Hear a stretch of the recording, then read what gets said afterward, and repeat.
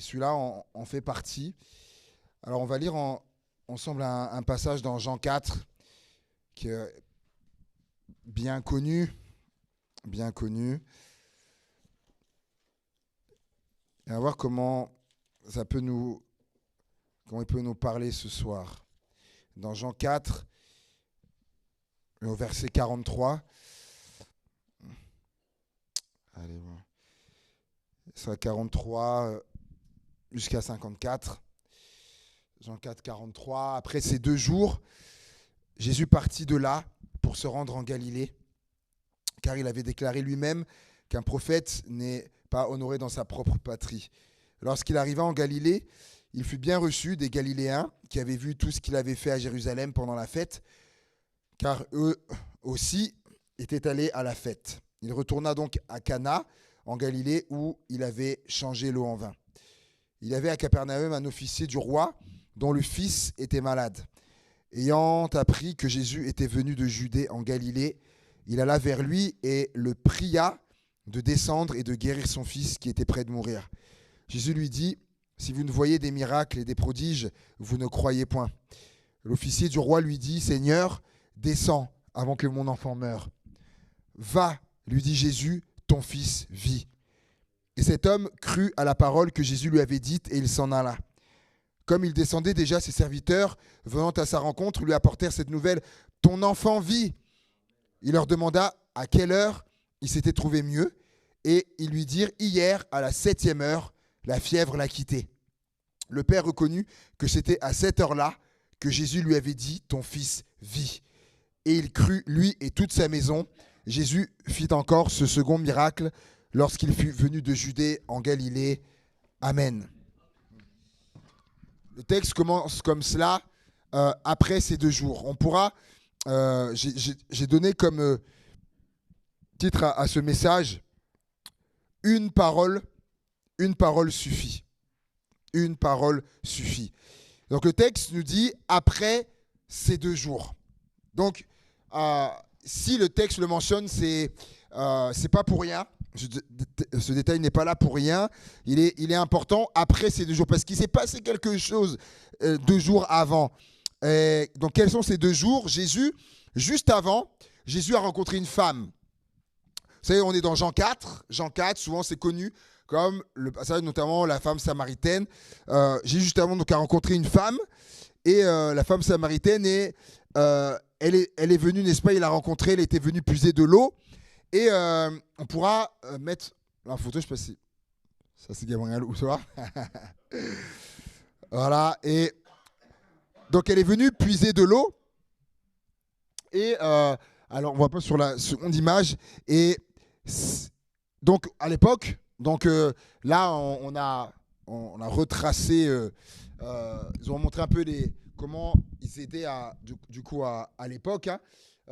Les seaux, et bien sûr, évidemment, pour que ça puisse descendre, il y avait la fameuse corde. Et c'est bon, même quand il représente Jésus, alors certains sont loin, mais selon les vases qu'il y avait, on ne sait pas trop, il y a des seaux comme ça, des vases comme ça, mais toujours avec la corde, avec la corde qui est jamais loin, parce qu'il fallait cette corde. Et c'est important.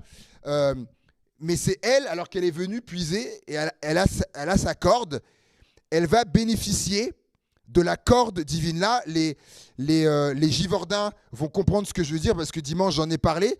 Et peut-être pour les Viennois, je pense que c'est important de faire un rappel. Pourquoi je dis qu'elle va bénéficier de la corde divine ? C'est que Jésus va faire miséricorde à cette femme. Et comme je disais dimanche, la miséricorde, comme un jour nous disait un pasteur, ça m'a marqué, il est composé de 2 mots pour comprendre la miséricorde, voilà, le mot misère et le mot corde. Et c'est simplement la miséricorde, c'est lorsque je me trouve dans la misère, voilà, Dieu me lance une corde, hein, comme une corde, pour m'en sortir. Et une femme qui était dans la misère, parce que la misère, c'est pas que la pauvreté. Hein. Nous, on a en tête Les Misérables de Victor Hugo, etc. La misère, c'est pas que la pauvreté. Il y a la misère qui sera la misère financière, effectivement, mais il y a ce qu'on appelle aussi la misère financière, misère sociale, misère spirituelle. Comme par exemple, je vous ai dit tout à l'heure qu'hier, nous étions à la pastorale. Donc, vous savez, un lundi par mois, on se réunit avec tous les pasteurs de la région Rhône-Alpes-Bourgogne. Et donc, voilà, on a un culte ensemble, etc. Et puis, on parle des sujets voilà, des églises et du mouvement des assemblées de Dieu, etc. Différentes choses. Et il y a un homme qui était là, un frère, qui s'occupe de l'assemblée d'Autun, d'ailleurs, qui a été ouverte et démarrée par notre frère Miko. Voilà. Et certains même des frères d'ici l'accompagnaient d'ailleurs là-bas pour évangéliser. Voilà. Et donc il y a une assemblée aujourd'hui.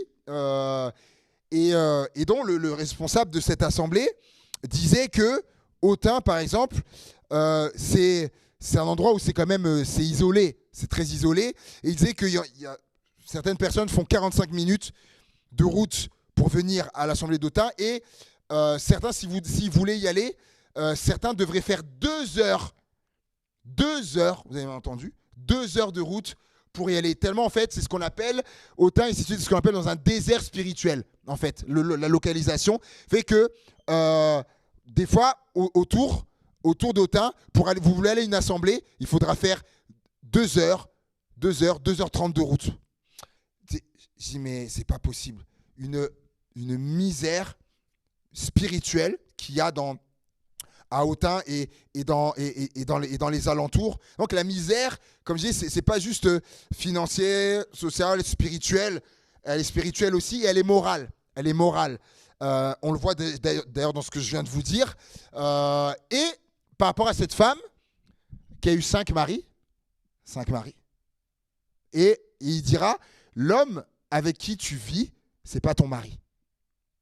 Misère morale. Et mais Jésus va lui tendre une corde. Elle est venue avec la corde pour puiser l'eau, mais Jésus va venir lui avec une autre corde qui ne se voit, qui n'est pas palpable comme ça, mais qui va la sortir de sa misère. Et elle va expérimenter la miséricorde de Dieu. Ça va bouleverser sa vie à tel point qu'elle va, si vous relisez le texte, elle va laisser sa cruche et aller à la ville et raconter ce qu'elle vient de vivre. D'ailleurs, versets 39 et 40 de Jean 4, versets 39-40, suite à ça, plusieurs Samaritains de cette ville crurent en Jésus à cause de cette déclaration formelle de la femme. Il m'a dit tout ce que j'ai fait aussi. Quand les Samaritains vinrent le trouver, ils le prièrent de rester auprès d'eux et il resta là. Combien de temps ? 2 jours. 2 jours. Ah, parce que c'est un peu plus haut. Il resta là 2 jours. Et donc, 2 jours après, c'est là que on retrouve le texte qu'on a lu. Jésus part de la Samarie, il se dirige, il va en Galilée, et plus précisément à Cana, là où il a fait son premier miracle. Et il est dit, un officier du roi dont le fils était malade, donc vint vers lui, Seigneur, descends avant que mon enfant meure. Et ça m'a justement dans la Bible que je vous ai lu tout à l'heure, là, français courant, c'est intéressant. Là, il est dit un officier du roi, dans la Bible français courant, il est dit un haut fonctionnaire du gouvernement. Un haut fonctionnaire du gouvernement. Et quand je méditais ça ce matin, je me disais, et je pensais à nos hauts fonctionnaires, à nous du gouvernement. Et je me disais, en fait, cet homme, il est haut fonctionnaire de l'État, du gouvernement. Et je me disais, même eux, même les hauts fonctionnaires, ministres, députés, ambassadeurs, tout ce que vous voulez, ben, eux aussi, ils ont leurs soucis. Ils ont leurs soucis aussi. Des fois, nous, on n'y pense pas, on les voit. Certains, on les voit à l'hémicycle, on les voit, etc. Tout ça. On se dit, certains, quand on apprend les salaires qu'ils ont et tout ça, on se dit, on pourrait quoi se dire, mais vraiment, eux, ils ont la belle vie. Un raisonnement qui pourrait arriver comme ça. Mais il ne faut jamais oublier que c'est des hommes, des femmes, comme nous. Et des fois, le statut fait qu'on oublie, mais en fait, cet homme-là nous rappelle, cet officier du roi, ce haut fonctionnaire du gouvernement, nous rappelle qu'on est tous à la même enseigne et que même eux aussi ont leurs soucis. Et la preuve, cet homme avait son souci, son enfant était près de mourir. C'est terrible quand même quand on est dans une situation comme ça. Et je me suis rappelé à l'époque De Gaulle. Vous savez que le général De Gaulle, président, qu'il avait une fille qui avait un handicap, qui était atteinte de trisomie. J'ai pensé à Jacques Chirac. Jacques Chirac, qui a endé sa fille. Ses filles souffraient d'anorexie mentale. Et oui, et voilà, c'est la vie même, les hauts fonctionnaires, le gouvernement. Et cet homme-là, ce que j'aime, c'est que il va trouver Jésus. Il va trouver Jésus. Il dit, il le pria de descendre et de guérir son fils qui était prêt de mourir. Et Jésus lui dit, voilà, si vous ne voyez des miracles et des prodiges, vous ne croyez point. L'officier du roi lui dit, Seigneur, descends avant que mon enfant meure. Et il va dire, va, lui dit Jésus, ton fils vit. Ça, c'est quand même formidable. Va, il vit. Et on aurait pu se dire, une réaction de cet homme, cet officier, de ce haut fonctionnaire, de dire, mais Jésus, attends, c'est tout? Juste ça? Juste cette parole? Tu veux pas quand même te déplacer? Tu veux pas quand même te déplacer, aller venir le voir, lui imposer les mains, faire une prière d'autorité? Non. Jésus n'a pas besoin de tout ça. Même s'il est vrai que des fois on le voit aller imposer les mains, il prend la main, amender la main de la belle-mère de Pierre qui a la fièvre, il prend la main, la fièvre la quitte instantanément, etc. Oui, mais Jésus n'a pas forcément besoin de faire ça. On le voit que là, une parole suffit. Une parole suffit. Et ce haut fonctionnaire le sait car il est écrit, et cet homme crut à la parole que Jésus lui avait dite et il s'en alla. Donc, juste la parole de Jésus, ça lui a suffi. Waouh! Il n'a pas eu besoin de plus. Et ses serviteurs viennent à sa rencontre et il dit, ton fils vit.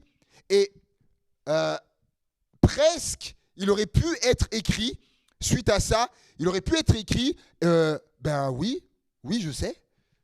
Ah, ton fils vit, ben oui, je sais, mais ce n'est pas écrit. Mais ça aurait pu, parce que tellement il était convaincu, Jésus lui dit, ton fils vit, oh, ok, et il s'en va. Waouh! Déjà, la foi, elle est formidable. Mais il dit, il va leur demander. Il leur demanda à quelle heure son fils était trouvé mieux. Et lui dire, hier à la 7e heure. Donc, dans la Bible en français courant, il est dit, hier à 1h de l'après-midi. La fièvre l'a quitté. Le père reconnut que c'était à cette heure-là que Jésus lui avait dit, ton fils vit. Et il crut lui et toute sa maison. C'est formidable. Il a fait le lien. Il voulait savoir. Tiens, mais il était quand même convaincu, mais il voulait savoir, avoir un élément de plus. C'est à quelle heure que c'est arrivé? Ah, hier, à 1h de l'après-midi. Ah, il a fait le lien. C'est exactement à cette heure-là que Jésus a dit, ton fils vit. Donc au moment où Jésus a dit, ton fils vit, au même instant là-bas, guéri. Même pas besoin de se déplacer. Rien. Une parole à des kilomètres. Une parole. Waouh, moi ça m'émerveille. Ça m'émerveille. Et moi, et ce que j'aime, et il crut. Donc, tout à l'heure, il est dit, plus haut, il est dit, il crut lui seul. Et là, il dit, il crut lui et toute sa maison. Toute une famille est venue à la foi. Et c'est parti de quoi? Une parole. Une parole de Jésus, à la base. Et vous savez qu'un des disciples, qui s'appelle Nathanaël, vous savez qu'il a cru en Jésus suite à une parole de Jésus. C'est Philippe qui vient le voir, il dit, on a trouvé le Messie, celui dont la loi et les prophètes est écrit, on l'a trouvé. Et Nathanaël qui va dire, vous connaissez cette phrase, hein, mais que... Ouais, c'est ça. Nom de Nazareth. Et il va dire, viens et vois. Viens et vois. D'ailleurs, nos éditions de notre mouvement, là, Viens et vois, sont inspirées de cette parole-là. Viens et vois. Et il va venir et Jésus va lui dire, lorsque tu étais sous le figuier, je t'ai vu. Oh, tu es le fils, etc. Ah, mais parce que tu as entendu cette parole, tu as cru. Mais tu verras de bien plus grandes choses que ça. Une seule parole. Et Nathanaël a cru. Une parole, Jésus, une parole suffit. Waouh! Et d'ailleurs, il y a une autre histoire comme ça. Vous vous rappelez dans Matthieu 8, un certain centenier, dans Matthieu au chapitre 8, Matthieu chapitre 8. Alléluia. Et voilà, verset 5. Comme Jésus entrait dans Capernaum, un centenier l'aborda, le priant et disant « Seigneur, mon serviteur est couché à la maison, atteint de paralysie et souffrant beaucoup. » Jésus lui dit « J'irai et le guérirai. » Là, il se propose d'y aller. Et le centenier répondit « Seigneur, je ne suis pas digne que tu entres sous mon toit, mais dis seulement, quoi ? Un mot suffit, et mon serviteur sera guéri. Car moi, qui suis soumis à des supérieurs, j'ai des soldats sous mes ordres, et je dis à l'un va et il va, et à l'autre viens et il vient, et à mon serviteur fais cela et il le fait. » Après l'avoir entendu, Jésus fut dans l'étonnement, et il dit à ceux qui le suivaient, « Je vous le dis en vérité, même en Israël, je n'ai pas trouvé une aussi grande foi. Or, je vous déclare que plusieurs viendront de l'Orient et de l'Occident, et seront à table avec Abraham, Isaac et Jacob dans le royaume des cieux. Mais les fils du royaume seront jetés dans les ténèbres du dehors, où il y aura des pleurs et des grincements de dents. » Puis, Jésus dit au centenier, « Va, qu'il te soit fait selon ta foi. » Et à l'heure même, le serviteur fut guéri. Va, il dit Jésus, va, et qu'il te soit fait. Wow. Au même instant, le serviteur est guéri. Une seule parole. Et cet homme savait qu'un seul mot, une seule parole de Jésus suffit. D'ailleurs, et on le voit, là on est dans Jean 4, dans Jean 5, il y aura aussi l'homme qui est à la piscine de Bethesda. Jésus va lui dire, lève-toi, et marche. Et c'est ce qui va se passer. Une seule parole de Jésus suffit à guérir, à relever, à encourager, à fortifier, à restaurer. Jésus a calmé la tempête comment ? Une parole. Il a ordonné à la tempête, tais-toi. Et la tempête s'est arrêtée. Une seule parole. Jésus peut-il encore le faire ? Oui. Peut-il le faire pour toi ? Jésus pourrait-il le faire ? De dire un mot sur ta vie, sur ta situation, un mot, une parole. Pouvons-nous encore vivre de pareilles choses ? Dis un mot. Ouais, un seul mot. Une seule parole de Jésus suffit. Et peut-être que quelqu'un, ce soir, rappelez-moi la lumière. La lumière, je ne parle pas de cette lumière-là. Hein, ça, on la doit à Thomas Edison. Mais la lumière, en général, elle est arrivée comment, la lumière ? Au commencement ? Que la lumière soit. Moi, ça, c'est moi qui vais le dire. C'est ce que je crois, moi. C'est pas écrit. Moi, je me disais que Dieu, il avait le projet, il allait comment dire ça, former la terre, il allait faire tout ça. Mais moi, je crois que Dieu était, il avait un problème. Je pense qu'il y voyait pas trop clair dans ce qu'il allait faire, etc. Et qu'il avait besoin de lumière. Sinon, il n'aurait pas dû que la lumière soit. Et donc, il est là, il avait, je pense, comme un problème. Il fallait de la lumière. Il dit, tiens, juste la parole, que la lumière soit. Et la lumière fut. Et peut-être que quelqu'un ce soir, et peut-être comme ça, tu n'y vois pas trop clair. Tu vois pas trop clair. C'est un peu, tu as besoin d'un éclairage. Et peut-être que juste, tu sais qu'un mot de Dieu, une parole sur ta situation, et tu y verras plus clair. Dieu pourrait dire sur ta situation que la lumière soit, afin que tu y vois plus clair. Peut-être une parole, un mot, une parole, et les portes s'ouvrent. Un mot, une parole, et les portes s'ouvrent. Peut-être pour quelqu'un qui a besoin de travail, Dieu a juste à dire que le travail arrive dans sa vie. Hop, et ça se fait. Et là, hop, et le lendemain, coup de fil. Allô, oui, nous avons vu votre CV, etc. On a...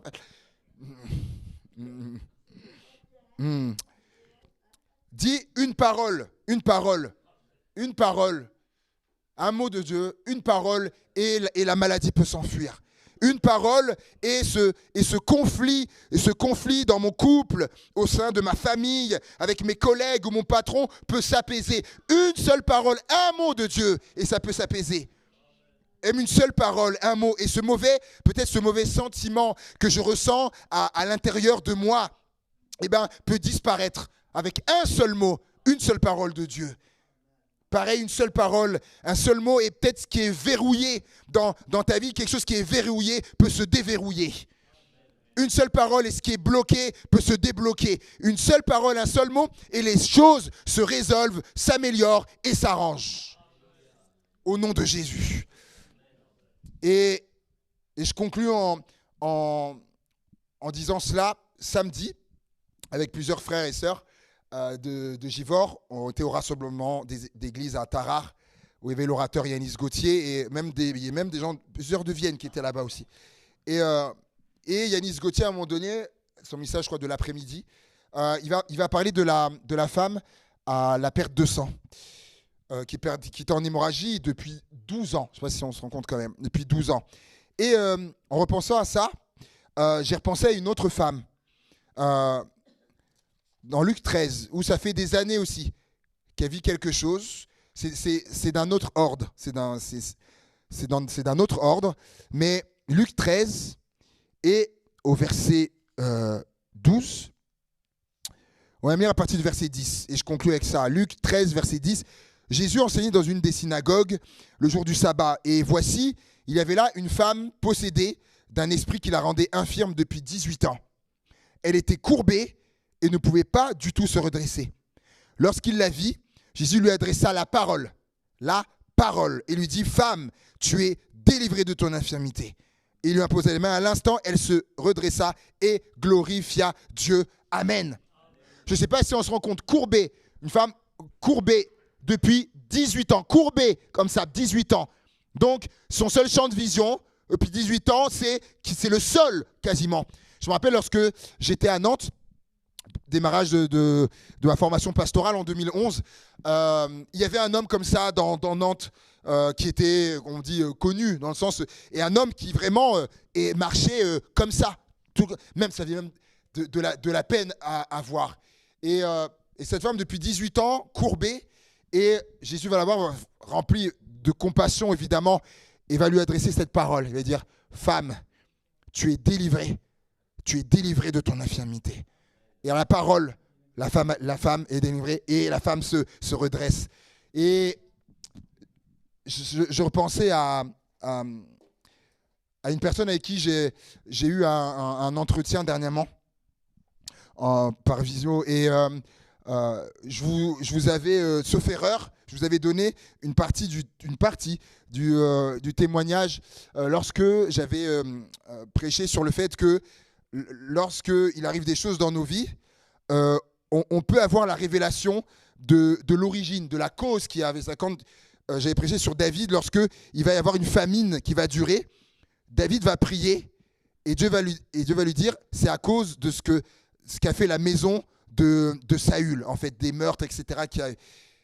Et Dieu peut nous révéler la cause de ce qui se passe dans nos vies. Et cette jeune femme, à un moment donné, on parle et elle m'explique que pendant quasiment 30 ans de vie,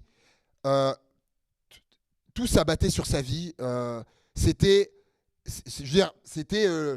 le désastre sur sa vie. C'était certains, nous on n'utilise pas ce mot-là, mais les gens disent voilà, elle a le mauvais œil ou les choses comme ça. Vous savez, il n'y a que des choses mauvaises qui arrivent dans sa vie. Pendant 30 années, c'était que ça.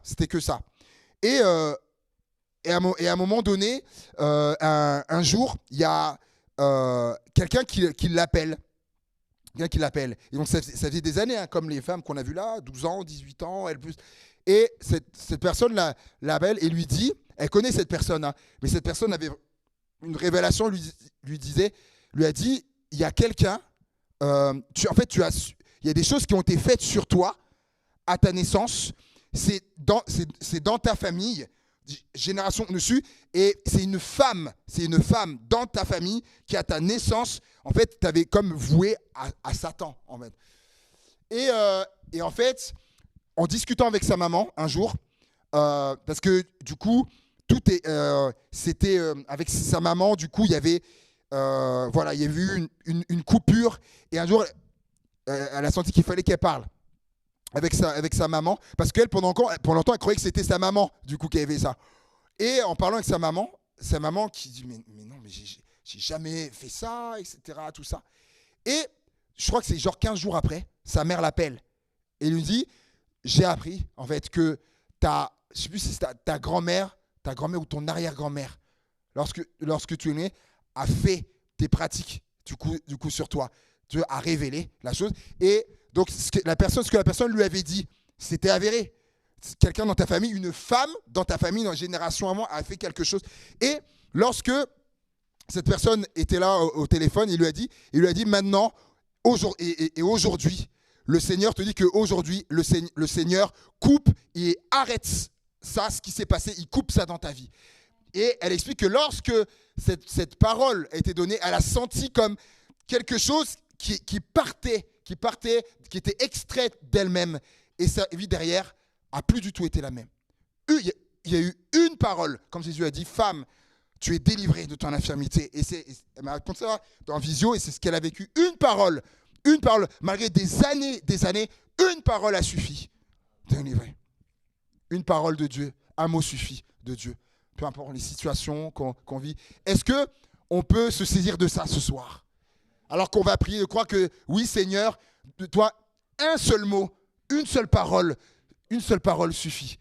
Peut-être par rapport aux situations que l'on vit, que l'on traverse, ou que l'on connaît, les personnes. Prenons un temps dans la prière par rapport à ça. Peut-être qu'il y a des choses qui se viendront sur votre cœur, qui sont venues sur votre cœur, des situations et sur lesquelles on peut prier. C'est le mois également aussi de l'Église persécutée. Aussi, on nous l'a rappelé, et voilà, ils invitaient aussi à la prière pour les chrétiens persécutés. Donc, c'est aussi dans nos prières, on peut prendre un temps aussi pour ça, pour prier pour nos frères et sœurs qui sont persécutés. Alléluia, Seigneur Jésus. Oh, on est devant toi, Seigneur. On se place devant toi, Seigneur Jésus. Ce soir, tu voulais nous rappeler qu'une seule parole de toi suffit. Toi, un mot, tu peux dire qu'il y a un mot, et les choses se passent, Seigneur Jésus. Seigneur, je pensais, Seigneur mon Dieu, à nos frères et sœurs qui sont éprouvés, Seigneur, dans la santé, Seigneur Jésus. Tu vois cette personne que j'ai visitée jeudi, Seigneur, jeudi. Je te prie, Seigneur mon Dieu, tu vois, qui a subi cette opération, Seigneur, je prie vraiment que, voilà, une seule parole de toi, un seul mot, Seigneur. Et tout peut se remettre, Seigneur mon Dieu, comme avant, Seigneur mon Dieu. Je te l'apporte, cette femme. Je te l'apporte, cette femme, Seigneur Jésus. Alléluia, Seigneur, à qui j'ai pu parler de toi, témoigner, et même à la fin, même prier. On a prié et on a été interrompu par la dame qui vient mettre la télé. Et cette personne, elle était même énervée que cette personne soit venue et que la prière ait été coupée. Et je dis, Seigneur, il y a quelque chose que tu es en train de faire dans sa vie, Seigneur. Merci qu'on a pu reprendre la prière derrière. Mais je te prie pour elle, afin que vraiment elle vienne pleinement à toi. Qu'elle vienne pleinement. Et je sais qu'un seul mot, comme tu as fait pour Nathanaël, comme tu as fait pour cet homme-là avec sa famille, un seul mot, et elle peut venir à toi. Et je te demande ça, Seigneur. Seigneur, je te demande ça. Dis un mot, et qu'elle vienne à toi, Seigneur, au nom de Jésus. Et qu'elle soit délivrée de son addiction, au nom de Jésus. Amen. Alléluia.